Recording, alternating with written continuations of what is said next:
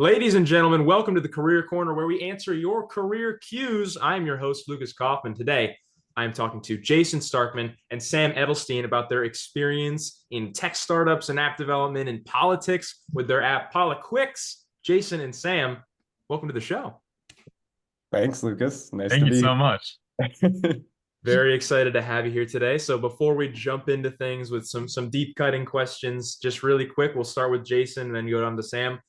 Introduce yourself and tell us about who you are, your experience in business and politics, where you went to school, what you're doing now, the whole shebang. Cool. Okay. Well, I went to Ithaca College, graduated in 2022. I double majored in computer science and finance, and I'll just kind of give my whole spiel if that's For okay. sure, yeah, absolutely. Yes. So when I went to school, I thought that, I was going to go into business. I imagined a bunch of like business people spinning around in spinny chairs around a board table, and I was like, I want to do that. And so I came into school as a management major, but then I realized finance was a little more technical. And then I got an internship in finance. Realized it definitely wasn't for me, but it was a pretty good internship, and it was a good internship to figure that out. And I actually got a return offer there, but then instead of taking that, I ended up taking a gap year and taught English in Spain for a little bit through this amazing program, NowCap. And then when I came back, I decided to focus on my software side of things, and I ended up getting a job in software development at an environmental consulting company. And basically making software for scientists collecting data in like survey sites and stuff like that. And at the same time, I met some people who were interested in working on this project that I had been thinking about for quite a while. I'd actually talked to Sam about earlier on during my time at Ithaca, and started that project around the same time I started my job, and things just sort of went from there. Awesome. And Sam, let's hear it. Yeah. So I'm also Ithaca College graduate class of 2022 with Jason. I was an emerging media major in the Park School. I had minors in web programming and nutrition promotion. And so graduated college, I did 2 years of an AmeriCorps program. I moved to Washington, D.C., did a program called Food Corps, where I was doing nutrition education work in DC public schools. So doing a lot of really cool work there with like menu development and taste tests and cafeteria events. It's really awesome work. I really like doing nutrition and things like that along with my like kind of comp sci emerging media background. So then I'd say about a year and a half ago, Jason was saying, we kind of had talked about, this is something he worked on in college and this is an idea he had. And I kind of he brought it up to me when he met these other people, and I kind of got back into it with him, and from there we had our whole journey and getting the app launched. Incredible. So speaking of this app, tell us about it. What is it, and how did you come up with it? What was your like aha moment where you're like, oh my gosh, we need to do this? Yeah. Well, I had the idea a long time ago. It was probably like middle school where I realized that there was, no easy way to get your political information, unbiased information, figure out what's actually going on, and thought about it for a while. Then didn't really do anything with it. But then when I went to college, it's Ithaca, such a politically active school, and a lot of people very passionate about it. I started seeing things that I think I saw back then where, people who care a lot, even the people who care the most, are often just voting along their party line, me being one of them, just because it's too hard to know anything about people at the local level. I mean, you can do your research, but even doing your own research, it's like I don't hold it against anyone for being uninformed or voting in that way, because I think that's kind of how we're all forced to vote. But at this time where technology is where it is, it kind of is unexcusable that there isn't a simpler way to get informed. And so I had this idea. It kind of started with, wouldn't it be awesome if you could see a politician that you were voting for, and see, especially if they were in office before and they had a history, how they voted, and how they've acted in office, and maybe what they've said, and maybe even if they've acted opposite to how they've said they would. And so that's kind of where the idea started. And then for my senior project in the computer science school, I created this little prototype that was just basically you enter your address and you can see all your reps from local to more federal. And that's actually made its way into our app. And I feel like I've been talking for a while. So from that initial idea, it's developed so far. I mean, it's completely different, but in so many like it in ways that it had to be different, and I wouldn't know it needed to be different unless I had such amazing people around me. And so I don't know if Sam, you want to maybe take it over from here and say where it ended up going. Yeah, I mean, we have a whole app now. We have a whole team working on this. Like 15 plus people on this app. I'm the COO, Jason's the CTO. We're doing along with the reps information, election information. We got a whole daily feed of information tailored to the user's interests on bill action that's happening in Congress, so federal level bill action, some historic information like Supreme Court information, polls, quizzes. This is like a limited daily feed, kind of like TikTok, but only a certain number of items every day. We have a Learn tab with educational content, kind of like Duolingo for politics, where you can educate yourself on different political topics. And the idea there is to kind of see how we kind of like tie it back to like an example in like a community and how you would make change related to that topic in your community based on these like educational topics, which I think is pretty cool. And yeah, and like a search tab just with like general information. So our app is kind of this like one-stop shop for politics that we feel like still really doesn't exist at this point. No one really has this like one app on their phone. There's like lots of different people doing similar things in this sphere of civic tech, civic education, which is really awesome. But we're hoping to kind of be this like one-stop shop with all this information, easily accessible, easy for any people at any age level, political, you know, if you know a lot about politics, if you don't, it's all accessible, it's all there, it's all easy to understand. Incredible. So I don't know if you mentioned this already, but Poliquicks is powered by AI, right? Yeah, we definitely leverage AI in a lot of ways. So what are some of the challenges that you faced, you know, developing this algorithm? What are some of the things that popped up that you might not have been expecting when kind of trying to integrate AI as a tool in this app? Well, I think the way we used AI since the beginning is not at all what we expected. And that's because AI changed so dramatically in this past year and a half, 2 years. So the app, one of the big underlying parts of the app is, you know, LLMs are huge today. We use an LLM in the app. We make sure that every piece of information is filtered to an 8th grade reading level, essentially, 8th to 11th grade.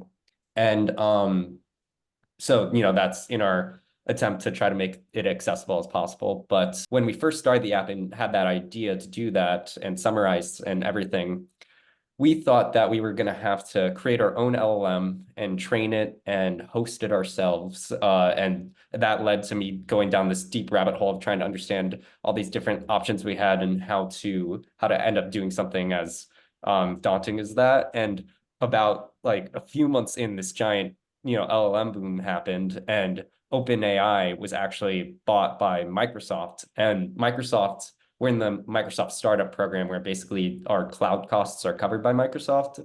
And so suddenly Microsoft's offerings sort of expanded and allowed us to use AI in a super cheap and efficient way that kind of circumvented all this other work that we had to do. And so that was really unexpected and awesome. I think a more like practical challenge that we faced is, I mean, we knew we were going to have to deal with this, but trying to make sure the information is as nonpartisan and unbiased as possible. I think there's been a lot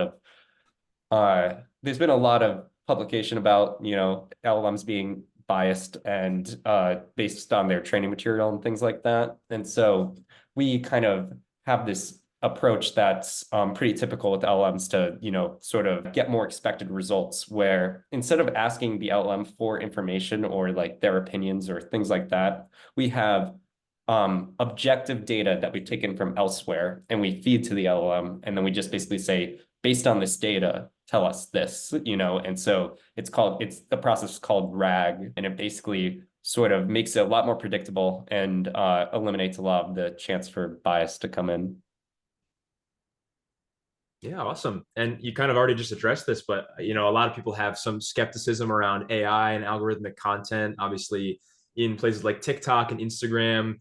kind of those like political echo chambers formed when, you know, you're getting that content tailored to you and it's so tailored to you that you don't see anything else. And, you know, AI in general, people are skeptical. How do you ensure that, and I know you just talked about this, but how do you address that kind of skepticism and ensure that your platform is unbiased and is a neutral, accessible place to get news about politics? Yeah. So that's I think I kind of addressed it there, but really I think you're kind of hitting on the key problem that we face since we started this app, which is no matter where we get this information from, we're gonna have to convince users that it's objective. And I'll get into like how we make it objective, but I think that, you know, we've done a lot of work to make sure this is all objective information, and no matter how much work we've done, there's still people that aren't trusting it, which is very unfortunate. But I'll tell you a little bit about how our data sources. So basically, a lot of the app is driven by data provided directly from Congress. So rather than it being like editorialized or, you know, we having like authors on staff or any journalists or anything like that, we are grabbing data directly from Congress and then just summarizing it. So that's kind of one of the main ways we you know, eliminate the chance for anything, you know, not expected to happen there. But in addition to that, we have a few private deals with these private data organizations where essentially there's two types of data. There's public data and private data. And so anyone can access this Congress data. Congress is just providing it. If you're trying to get any other objective data, there's been some like open source projects and things over the years, but they've been, I don't know, you know, it's hard for those projects to make money. So there's these private data projects where it's these companies that are selling these like objective reviewed data sources to other companies. And they're these giant companies and foundations. And we've been able to partner with a few of them, even though, you know, we are a very new startup without any money, you know, and it essentially, we've been able to craft these deals with these data partners where they'll give us the data for free because they, you know, align with our mission and things like that. And then maybe in the future, you know, once we have users and everything, we can rework the contract out to make so that, you know, they are getting a little more out of the deal as well. So if it wasn't for our many partners, we wouldn't be able to have such a, I don't know, nice set of data and everything. Yeah, awesome. So we've learned a lot about Poliquicks and what it is and how it works. And I want to kind of pivot now to talk more about you guys and your experience as, you know, tech leaders and entrepreneurs. So starting things off in this kind of new vein of questioning, you guys are co-founders of this app. When you were first starting out and now, how did you kind of delegate the different jobs and kind of play to your strengths? How did you divide the responsibilities of starting a company? Sam, do you want to take this one? Yeah, sure. I mean, yeah, it's been a huge learning experience for us, honestly, right? I mean, we're just college students, and now suddenly we have to have, you know, we have to have a business and we have to incorporate and we have different roles, right? So, you know, Jason, CTO, I'm COO. Our other business partners are Vienna and Margaret. Vienna is the CEO. And then, so we are all in this and have our own different roles. Like as COO, for instance, I'm doing a lot of the organizational work. I'm doing a lot of like figuring out where our kind of future plans are going down the road, like where we're headed, what the timeline looks like. I'm also kind of organizing different groups of people, setting like different meetings with them. We have different teams working on. We have a content team working on our Learn tab and our Learn tab content because it's not all AI. Like, you know, we have a lot of human produced content and we have a lot of data that's reviewed by humans by people on our team. I'm doing kind of that organizational and kind of team management work along with I still, you know, obviously we're, you know, small team, so I'm doing a lot of the coding work as well on the front end of the app. I would also say that means we had, like Sam said, we had a lot of trouble in the beginning, and because there's so much that needed to be done, and luckily we had all this help that and all these people that, you know, it wasn't like we suddenly had 15 people, it slowly grew, and so that made it a lot easier. But if it wasn't for kind of being organized and creating agendas every week and making sure that we weren't having redundant meetings and everything like that, it probably we wouldn't be where we are right now for sure. Yeah, and like, you know, we have our roles, and then we've been really lucky because we've been able to work with so many people who are just passionate about like what we're doing and like want to be on our team. So like we've been able to you know, we've realized that like Jason was saying, like we need everyone to make this possible. So we've been able to look out and we know, okay, we need like a data scientist. Like we need to figure out like how we're going to structure this data, how we're going to get it in the app. So, you know, we have a fantastic data scientist working with us. We have a fantastic UI UX designer working with us who helps make the app look really great. We have marketing people, we have graphic design people, we have other like poli-sci people working on the content. And it's just like knowing like what we need and having to, you know, kind of seek out these people and you know, just having them has been like couldn't do it without everyone. So that's been really important, like finding what roles we need and making it a team effort. Awesome, yeah. And kind of along that same vein, what are some of the other lessons you've learned? You know, obviously this you're talking about this lesson of, you know, finding a good team, making sure you have the people to do those jobs and kind of splitting it up and building that team up. What are some other lessons you've learned as, you know, entrepreneurs and tech leaders, you know, as you've developed this app, and especially as that pertains to, you know, dealing with political issues? It's kind of a different take on things. You're not just developing a company, you're developing a company for news and information about politics. So anything you have to share on that? I think that this is a very gargantuan task, and I probably didn't realize how gargantuan at the beginning, and I think that really helped me. I think that, but it was definitely bigger than, you know, one person could do. Like, there's a reason this app hasn't existed until right now. And we can get into that later if you want. But I think that, you know, it's a very difficult thing to do. And when I met these other two people who are interested in working on this app, I may have overcommitted a little bit. You know, I was like, this is like, they were interested in the idea. I'm like, yeah, we can make it happen. I gave them my really, you know, cruddy first designs, and I'm like, yep, I could do this, you know, and blah, blah, blah, blah, blah, blah, blah. And, you know, then from there, we realized what we needed, and suddenly, slowly, more and more people came and actually helped me do these things. But I think it's something you hear a lot about in you know, project management and tasks and just daily life, where I think that you can't get bogged down in like how you're going to do something, or, you know, if it's possible, because if I thought that at any point during this, I think that this project wouldn't have you know, come to fruition. I think that there were a lot of moments where it's like you could really easily think like this isn't possible for a lot of reasons, and you know, right now we have an app, and I think that that kind of speaks for itself, where you got to just, you know, sort of forget about all the rationality behind anything and just go for it, I think. Amazing. Amazing. That's And awesome. Sam, did you have something you wanted to add on there? Another lesson? Yeah, sure. I mean, I would say I agree with everything Jason said. Because it's been so huge, and then we just had to go for it. And honestly, if you have an idea like that you want to pursue, like you just gotta go for it. Like find people who also are interested in it. And like, you know, we talked to so many people that like like we weren't like strictly pitching to, but just like talking about like we're excited about this, passionate about this, and being like, yeah, I would love to an app like that. I would love to use that, you know? So like that like drove us to like really want to just keep doing this and knowing there was a need for it. So yeah, basically if you have an idea and you have the people and a vision, like it'll take a lot of work. It's a lot of work, but if you keep pushing and you get the right people, then you know anything's really possible. So Awesome. Yeah. So you mentioned that it's a lot of work, and I wanted to ask you as a question. I have some friends who are trying to get started up in, you know, like with a kind of tech startup. They're developing a product and everything. One thing that I've noticed that they talk about a lot is like it's a ton of work, and when you're first getting started out, you're not getting paid for any of it. So I had a question for you guys, if you're comfortable with sharing. What was your, you know, money and funding situation like when you first got started, and has it changed? You know, are you able to make money off of this project yet? Where are you at in that process? Or is it a nonprofit? Love to just know the financial situation surrounding you guys.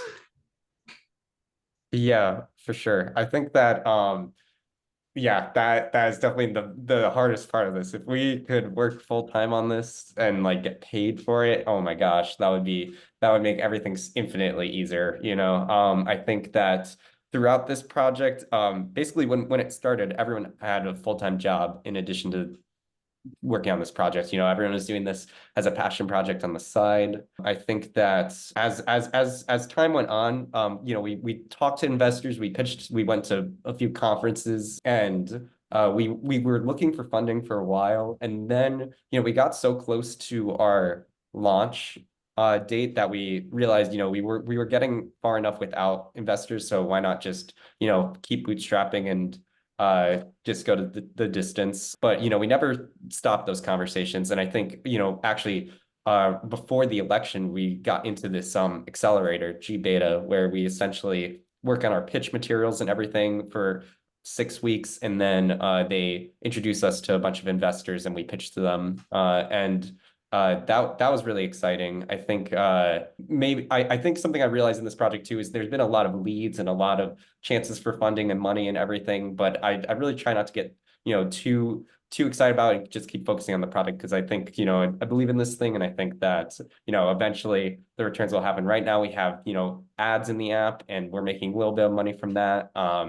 But definitely not enough to support, our team and everything. So we're still looking for funding in alternative ways to make money as we kind of head towards the future and change the app a little bit. Awesome. Yeah, Sam, anything to add on the money situation, or feel like that was comprehensive?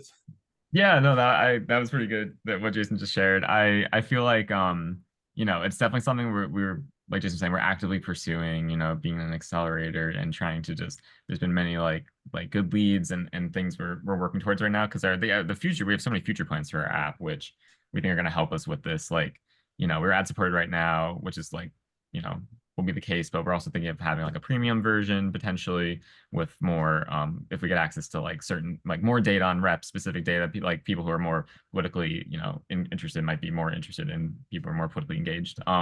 So that might be coming soon in the future, as well as like working our biggest area we're going towards right now. We is with our home feed, which has just the federal level bill action. We really want to make this like a hub for like localized like data. So like we're going like a hyper local home feed, where we'll be able to work with like smaller like cities, individual cities, work with their like legislative body, and like get like their legislative action and like any sort of like maybe like infrastructure projects or any sort of like local government data that we can then put into the home feed for people to see, because that's where the change hits like closest, right? Is at home, and that's where you're going to see the things affecting you the most. So it's hard to get this, it's hard to find information like that unless there are a lot of times they're on like old websites and things like that. So we're really hoping we'll be able to like work out these deals with different governments, like local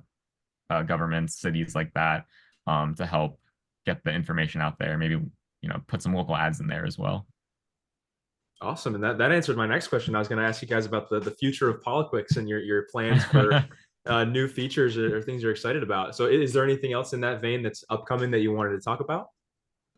Well, I think that we have a couple of plans. So like Sam said, the local offices and working with them, hopefully working out deals, but also our business partners are talking to schools and maybe trying to get the app used in schools as a tool. So that's pretty exciting. And then finally, there's also another approach where we're really just trying to improve the app overall and the product in the meantime, and really just trying to, hit that B2C angle as best as possible. Yeah, like we hear a lot of great feedback about our Learn tab specifically. Like people really like the gamification of it. So we've gotten a lot of feedback after this like first like launch that we just did, and people want to see like more topics. Like we focused on infrastructure as our first topic, but people are like, well, maybe I'm not so interested in that. Maybe I want to learn about, the environment or the economy or immigration. So we're working with a lot of people on our team to develop new content for that. That's going to be out sometime in the next few months for and give people more flexibility on what they want to learn. Awesome, incredible. Well, guys, we're closing. We're coming towards the close of our meeting time here today. But I did want to ask you. This is where we tied in. This is where the career corner kind of comes in here. If you had to go back to the beginning and change anything, what would you change? And if you wouldn't change anything, if you feel like solid start, do you have any other advice for anybody looking to start a startup or get involved in tech and app development? Any advice? And would you change anything if you started over? Yeah, so I think that, oh, sorry, were you gonna go? Go ahead. Go ahead. Yeah, I think that if I were to change anything, maybe talking about my time at Ithaca, I think that specifically, when I was in Ithaca, I got my computer science degree, I got my finance degree, and I don't know if I necessarily would say that I knew how to code like in the real sense. I learned a lot about theory and everything, and I think that it taught me how to think about code, which was awesome. But I wasn't coding in my free time, and I think that it was partially because I was heading towards finance, but I realized when I was at Ithaca and after Ithaca especially that really where I learned the most was my extracurriculars. I think that learning in school, there's like a purpose to these classes and to teach you how to think and everything. But if you for the practical experience of actually getting a job and working in the real world, like at the investment club, I was learning things that could be applied that I could talk about in my interviews. I know Sam has some experience with Localify and picking up this side coding project at school and getting this real code experience where I had to work really hard after school to get my coding chops up and actually say, now I can say confidently I know how to code. But I think that getting involved extracurricularly and actually taking on side projects is probably the most beneficial thing you can do, and it will really help you get a job. So if I could do everything different, I would probably do that. Amazing. Sam? I knew we'd have like the same answer, Jason, when we started the question. I don't think this just applies to coding, but I did have a lot of like really good project experience outside of my classes during college. Like I worked on the Localify app, which also just launched. Students are currently working on that. I created an app for Porch Fest. We both had leadership roles, different clubs. We were both we were on the Hollow for Hunger Club. That was that was a good one. I did work for the Ithaca newspaper. I don't know. I just think if you can, if you can just like get experience working with like a team, if that's an extracurricular, leading a team or just a project, that's where you're gonna like hone in some really great skills for when you graduate and when you're out in the real world and you're trying to make things happen. So yeah, I did what Jason said. Awesome. Well, gentlemen, is there anything else you want to add last minute? It's going on the Jason and Sam poster here. Anything about Poliquicks or last minute advice or anything else you want to add before we end our time here? Get 8 hours of sleep. I think I've told you that enough. Get civically engaged is my big thoughts. I don't know if Sam, you had any. Those are like two great things that everyone should be doing. Yeah. Know what's up in your in your community. Stay engaged, volunteer, learn about who's representing you. Are they really representing what you want? You're voting for them. They're making decisions that are going to impact your life. So you should really have a voice in what their actions are going to be. So, stay informed, be media literate on social media, just be aware of like who's saying what, and yeah. Incredible. Great advice. And, I won't leverage my power here as the host of the beloved podcast, but I'm personally going to be installing Poliquicks. Listeners and viewers at home, you can decide whether or not you want to. It is up to you based on what you've heard from the founders of this app. Jason and Sam, thank you so much for joining us in the Career Corner. Thank you, Lucas. Thank you so much, Lucas. Been a lot of fun. And folks at home, you do not have to wait for our next episode to get career guidance. You can visit Drop-In Hours in Muller Faculty Center 101, Monday through Friday, 11 to 2. 11 to 2. I just checked my notes. Ladies and gentlemen, I'm Lukas Kauffman, and this has been Career Corner.